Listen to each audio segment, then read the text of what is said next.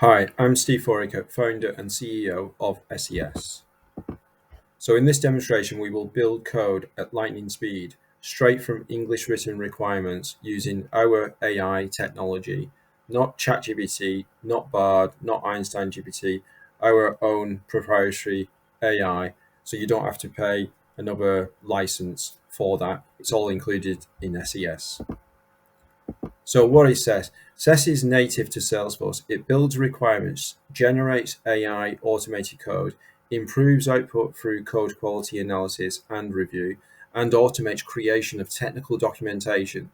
SES speeds up delivery, simultaneously increases quality beyond the capability of all other code quality analysis tools. Since making this video, SES has been improved so that the developer does not need to make any adjustments to the code that you will see during this demonstration. So let's get into a demonstration. So we're in SES and we've got a requirement which is check the validity of a postcode and also an email. We're also going to format the postcode as well. And only if that passes, we will insert an account using that information. So let's just make sure that no accounts actually exist other than the account that we're going to create. So there's only these particular accounts. So we're going to create one which is not named one of these. So we're going to create one, Steve's account. So let's run the timer so we can see how long it takes SES to create this code. So let's go to the AI tool and start the AI. So SES is now going to look for functions within this system to complete that actual requirement. And if it can't actually find any functions, it will reach out to some other connected Salesforce systems to provide that functionality. Once it's found some matches, it will use those individual functions to build some new code, and SES has now completed that. So let's now open up the task again.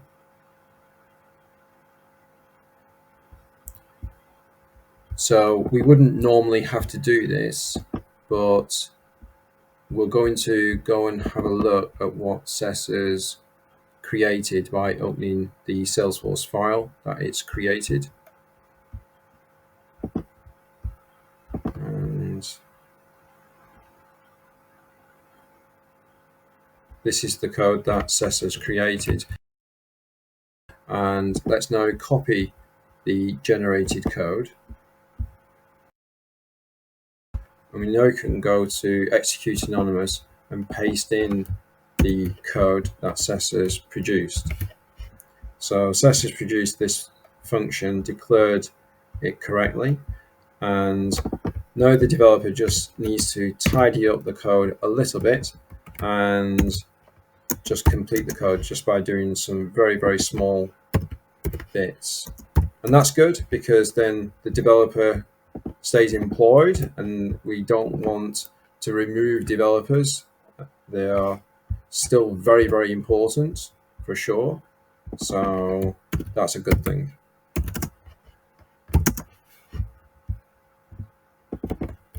So we're just setting the variables that SES has provided, but we need to just return them from the actual functions that SES has found. So SES has found this function to validate the postcode, this function which validates the email, and this one which will format a postcode, and then finally this one inserts an account into Salesforce.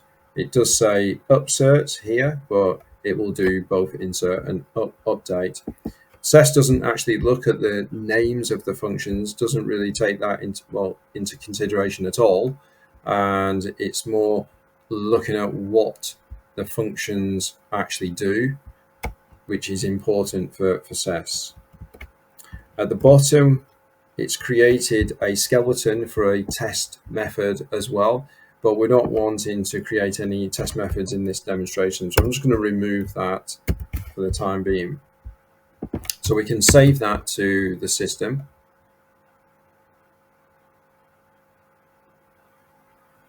And now that is the timer complete for creation of the function. So if we wanted to compare against how long it would take a developer to produce that code compared to how long it'll take SES to produce it, we've now completed that. I've left a semicolon there, so I'll actually just resave that. That was a little mistake by me, by the developer, not by SES. So I'll just save that again to the system. SES has produced that with a little bit of help from the developer in 3 minutes and 34 seconds. I doubt a developer could read the requirement, look through the system for any functions that could fulfill the requirements, and then build some new code. And if the functions weren't found in the system, they would actually have to build some new functions in any case. But SES has found the functions and built the actual code, and it is good quality code. It's got try catches, database save points.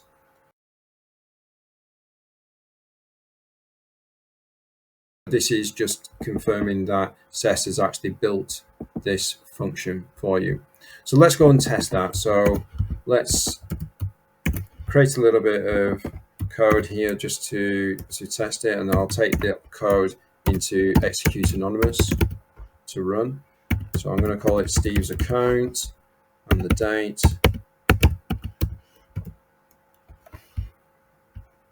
the postcode, sorry, is we'll do okay, something like that.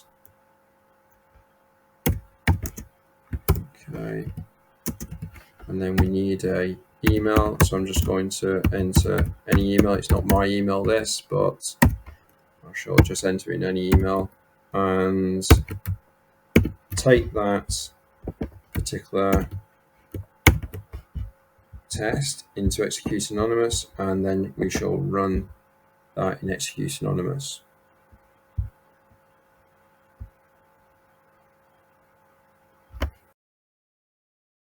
Go to Salesforce and refresh the accounts.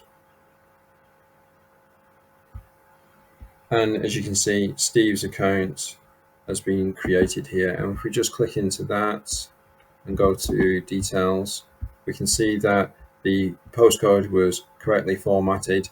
It was uppercase, and it's also put in a space as well. So let's just go back to the presentation again. So if you want to get in touch with me and discuss this further, please contact me at this email address, s4acre@selfevolvingsoftware.com. And this is the website address as well, so you can go and get more information from our website.